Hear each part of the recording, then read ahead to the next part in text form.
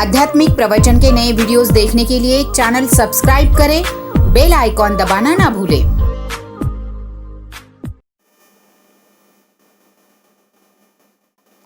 परम सत्कार जो प्यारी साध संगत जी, प्यार से कहना धन्यकार। और साध संगत, इस बात की ओर हमने ध्यान देना है कि क्या हम अपनी अपनी जिम्मेवारियों को सही ढंग से निभा रहे हैं या नहीं। क्योंकि साध संगत, जब तक हमें अपने कर्तव्य ही पता नहीं है तो तब तक हम बिल्कुल भी अपने किसी भी काम में कामयाब नहीं हो सकते। चाहे वो घर का काम हो तो बेशक हम अपने घर से ही शुरू करते हैं कि घर में भी जो जो जिम्मेवारी दी गई होती है, अगर उसको हम सही ढंग से नहीं निभाते तो फिर वो घर भी जो है वो सही ढंग से नहीं चलता और परेशानियां ही परेशानियां रहती हैं। चाहे सुबह से हम स्टार्ट करते हैं कि सुबह उठते ही हमारे क्या कर्तव्य होते हैं कि हर बच्चे से लेके बड़े तक सबका अलग अलग ही कर्तव्य होता है कि सबसे पहले तो हमने सुबह उठते ही हंसते मुस्कुराते हुए सिमरन करके और सबको कैसे झुक कर नमस्कार करना होता है, ये हमारे मिशन में सबसे पहले हमें सिखाया गया है।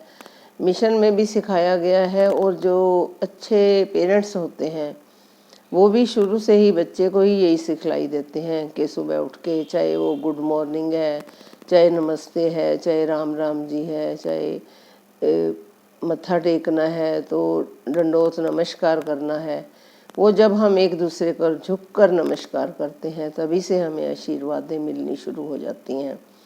और फिर जब हमें ऐसे बड़ों का आशीर्वाद मिलता है तो चाहे हम छोटे बच्चे को हक करके उसको प्यार करते हैं, उसको भी आशीर्वाद देते हैं तो बच्चा भी हंसते खेलते हुए हमें मिलता है।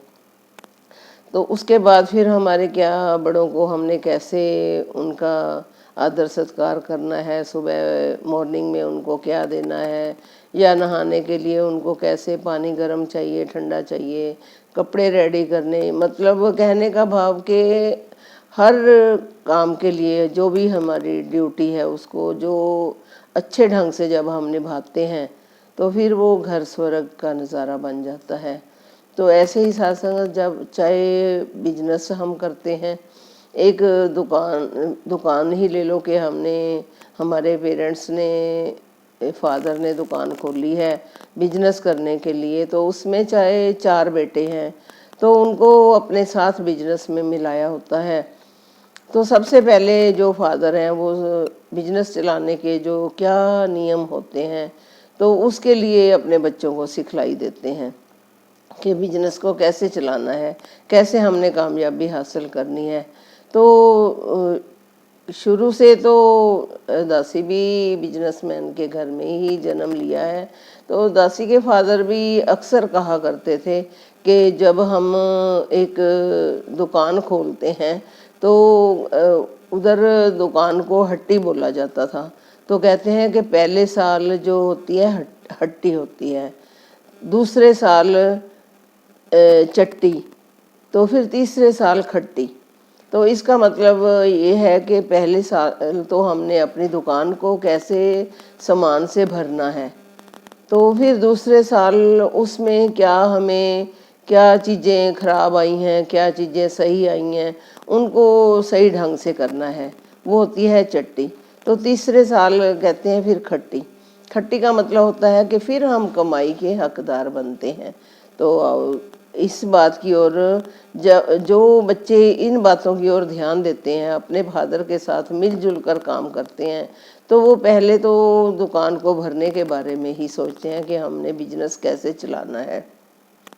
तो सत्संगत ऐसे ही जब अगर हम ऐसे अपने फादर के साथ मिलजुल कर काम करेंगे, अगर एक बच्चा उसमें से जो फादर ने बताया है कि पहले साल हमने हट्टी को भरना है, अगर पहले साल में ही जो बच्चा बीच में से 4 बच्चे हैं उसमें से 2 बच्चे जो हैं वो दुकान को ख़राब करने की कोशिश कर देते हैं, कि मैंने तो पहले इसमें से ये अपना खर्चा निकालना है या इसमें से मैंने अपना घर भर लेना है, तो उस दुकान को कभी भी फिर वो कामयाबी नहीं मिलती। अगर सारे ही मिलकर उस दुकान की तरफ ध्यान देते हैं, कई बिजनेसमैन संगत दासी ने यहाँ अपने चंडीगढ़ में ही देखा और इस बात की ओर बड़ा ध्यान से सोचा भी सही कि बिजनेस ये सारे परिवार मिलकर कपड़े की दुकान थी, तो उसमें 5-6 भाई थे, तो मिलकर बिजनेस चलाते थे। तो वो दुकान कितनी कामयाब दुकान थी और कैसे उनका बिजनेस चलता था, तो दासी बड़ी हैरान होती थी। एक बार दासी ने उनको पूछ ही लिया कि आप सारे भाई मिलकर एक ही दुकान को चलाते हो, तो उन्होंने बताया कि अगर हम सब मिलकर एक ही कुएं में पानी डालते जाएंगे तो फिर वो कुआं जो है वो जल्दी भर जाएगा। तो अगर हम उसमें कोई किधर को पानी की बाल्टी फेंक रहा है अपने कुएं में, कोई दूसरे के कुएं में डाल रहा है, तो फिर वो जो कुआं खोदा है हमारे पेरेंट्स ने, तो उसको हम कभी भी भर नहीं सकते।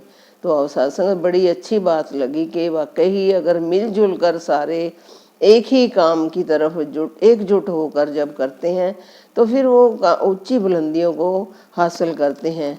तो सत्संगत हमारा भी यही फर्ज है कि हमने अगर अपना लालच को छोड़कर अगर हम लालच करेंगे कि पहले मेरा घर भर जाए फिर मैं अपने भाई का भरूंगा, नहीं। सत्संगत जो संत होते हैं वो हमें तो सिखलाई यही मिली है कि जो संत होते हैं, जो गुरसिख होते हैं, वो हमेशा दूसरों की भले की कामना करते हुए पहले अपने भाई का घर भरेंगे, तो फिर अपने बारे में सोचेंगे। जब वो एक भाई दूसरे भाई का सोचेगा तो नेचुरली है कि फिर जो भाई दूसरा है तो वो भी कहेगा कि ये मेरे ही तरफ इतना ध्यान देता है, तो मैंने इसकी तरफ कैसे ध्यान देना है। तो ऐसे फिर आपस में कितना प्यार मेल मिलाप हो जाता है और सारा ही कहते स्वर्ग दा नक्शा बन जाता है जिस घर विच वस जावे नाम। तो नाम क्या है? सत्संग नाम की परिभाषा ही हमारे जो व्यवहार है, हमारा जो चरित्र है, जो हमने इस ज्ञान को हासिल किया है।